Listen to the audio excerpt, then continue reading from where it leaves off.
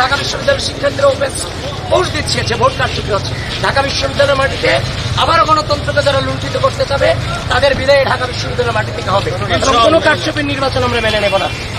চারদিকে যে ভোটাধিকার চলছে, যে কয়জনই ভোট দিচ্ছে, যদি কোনো অনাবাসিক শিক্ষার্থী এখনো পর্যন্ত ভোটাধিকার প্রয়োগে আপনারা না দিয়ে এখনো বাসায় থাকেন, আমি আপনাদেরকে আহ্বান করছি ভোটাধিকার প্রয়োগ করার জন্য আসুন।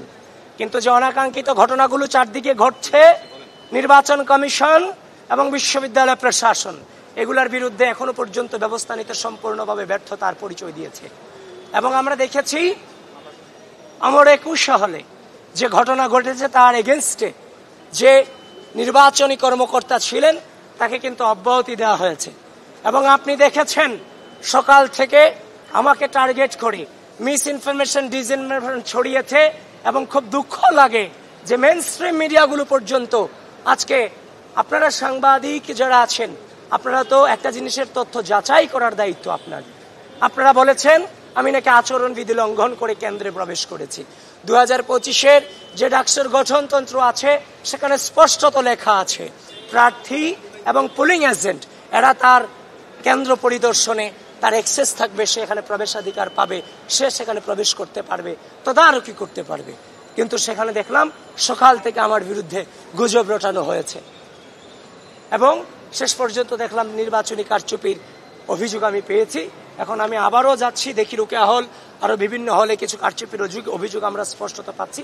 এবং আমরা মেইনস্ট্রিম মিডিয়াগুলোতে নিউজ দেখেছি শিবিরের বিরুদ্ধে প্রশাসন কারচুপির প্রমাণ পেয়েছে। নয়া দিগন্তে আমি এই মাত্র দেখলাম। সুতরাং আপনারা এগুলোকে যাচাই বাছাই করেন।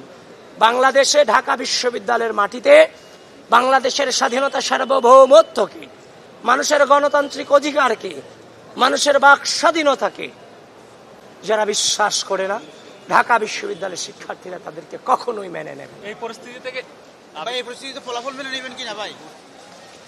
বিশ্বাস করে না যারা ঢাকা বিশ্ববিদ্যালয়ের শিক্ষার্থীদের বাক স্বাধীনতাকে বিশ্বাস করে না, ঢাকা বিশ্ববিদ্যালয়ের মাটিতে কোনো কারচুপির মধ্য দিয়ে তাদের উত্থানকে ঢাকা বিশ্ববিদ্যালয়ের শিক্ষার্থীরা মেনে নেবে। 21 শেষ পর্যন্ত 21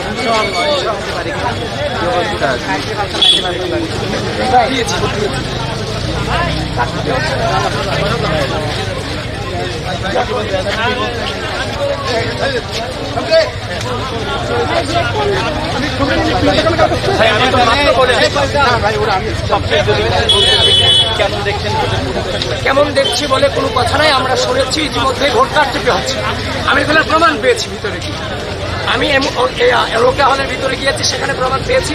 অমর 21 হলের ভিতরে গিয়েছি, সেখানেও তারা স্বীকার করে নিয়েছে এই ধরনের ঘটনা ঘটছে।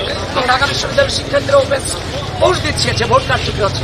ঢাকা বিশ্ববিদ্যালয়ের মাটিতে আবারও গণতন্ত্রকে যারা লুণ্ঠিত করতে চাবে তাদের বিদায় ঢাকা বিশ্ববিদ্যালয়ের মাটি থেকে হবে।